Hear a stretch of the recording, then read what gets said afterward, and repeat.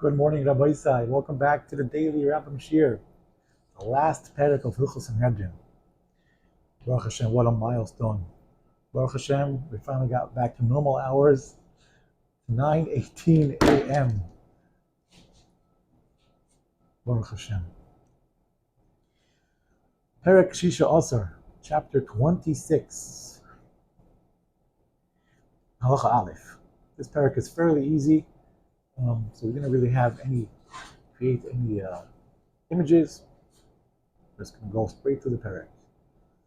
Halacha Aleph. Kol mekal dayim medeni Yisrael oiver b'lei saseh, shenemar lekim lesikalo. Whoever curses a dayan is over on a prohibition, like it says, lekim lesikalo. Don't curse out a dayan, which don't curse out God, which God just dwells in the dayan, right? It's referring to the dayan. Chayim kidul hanasi. Also, if you cursed out a nasi. Someone curses out a nasi or the headless Sanhedrin, supreme leader of the I forgot the word, but the Sanhedrin, the 72 Sanhedrin that sit down Lishkas Gazos in Yerushalayim. The Ever Leisase. Shneim v'nasi b'am chal Yisrael, like it says, a nasi do not curse. Not only if you curse out a nasi, rather if you curse out any yid, you're over in Leisase. Shneim v'leisek kalel chedesh. It says don't curse out a deaf man. Why do you say don't curse out a deaf man? To tell us that even if you curse out someone who's deaf and he can't hear you, he doesn't know what you're saying, you still violate prohibition. And Rambam says that if someone curses out a child who doesn't understand what you're cursing him out, so he's not going to get embarrassed, he's still chayav, because he's like a deaf person.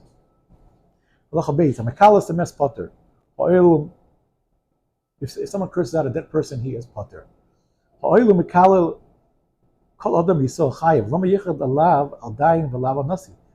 asks, one second, if you have to, if it's a prohibition to curse any yid, so why is there a particular prohibition for a nasi and for a king? The answer is to give him two prohibitions, the extra prohibition. Not only if you curse out a yid, that's one prohibition. If you curse out a king, another prohibition. If he's a nasi, also that's another prohibition. So you end up having three prohibitions if this person happens to be in that position. If someone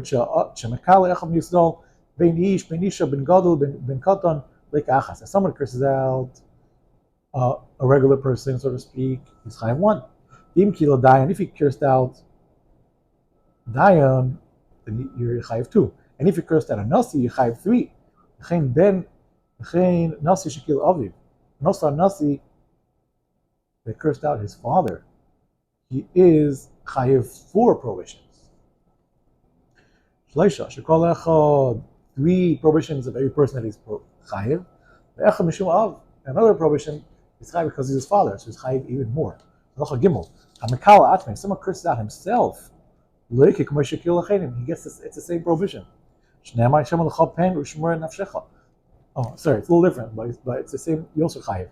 You have to protect yourself and protect yourself and your soul, so you don't curse yourself. You curse yourself, it has an effect. You don't want to have a negative effect on you.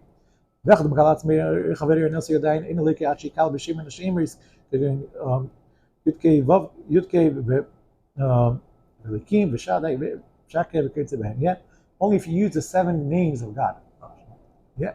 Or if you're using one of Hashem's name, using the words that are used to describe Hashem.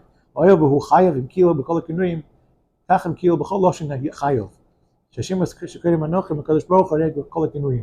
way to describe God, use that. For the curse someone, that's part of the prohibition, even if it's a slang that the Goyim use. But Arur boy, Shvuah boy, Kol boy. And Arur also means these 3 things. Arur could also mean cursing someone. It could also mean a swear that you're not going to do something, or nidui, that you can just put someone in a nidui. Arur has 3 meanings, so to speak. this person that curses out is only chayiv if there's two witnesses witnessing that he did this. If there's no warning, but if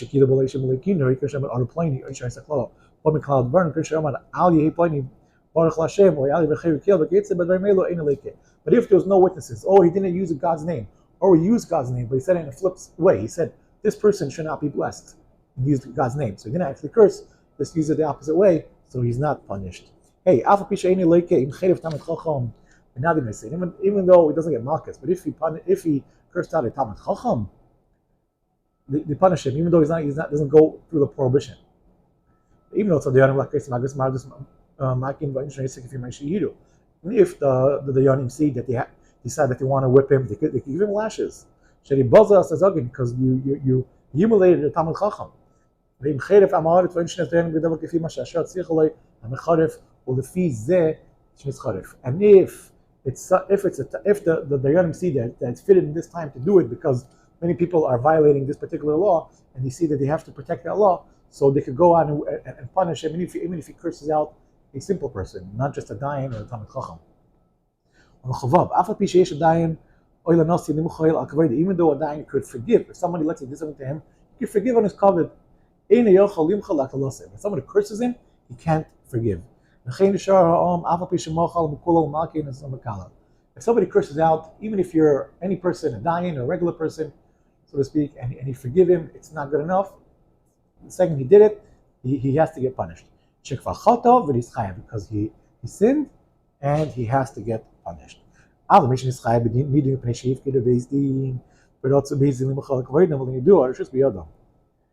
but if somebody was chayav nidui because he did not listen to Beis Din, and Beis Din decided, okay, fine, we can meichel him. They can meichel him. I'll just be adam. As long as there's no real embarrassment to God. If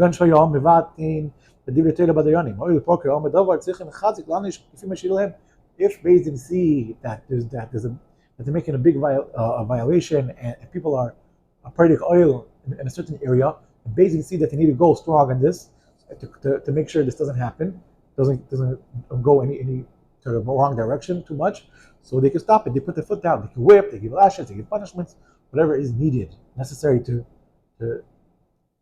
prevent this situation. Halacha Zayin, and the last halacha. Kol adam b'dinei aveda avres kachal merek shleim alfa pi shayu dineihem kedinei Yisrael yezer rasha ki lecheref v'gidif v'hidim yam b'teres Moshe Rabbeinu.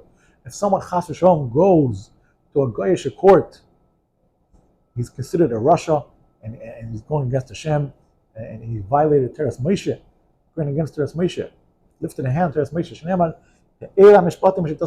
these are the laws he should put in front of them, lifneihem v'lo lifnei lachem, and not in front of goyim.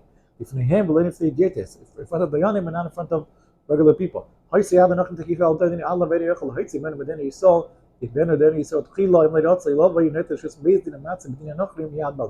Now concludes that there is a way that you could go to a Great court, and that is if, let's say, somebody owes you money and you go to Beis Din and he's not listening to Beis Din. So what are you going to do? So you can go and ask permission from Beis Din, and Beis Din will give you permission. Say, we don't want you to lose your money. So then you could go to a regular court to collect your money. Baruch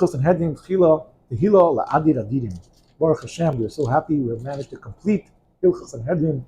Thank Hashem that we managed to complete Sefer Sanhedrin, Hilchos Sanhedrin. Mitzvah Hashem will continue following by Hilchos Eidos. Thank you very much. And good yom tev, afelech and itis kislev.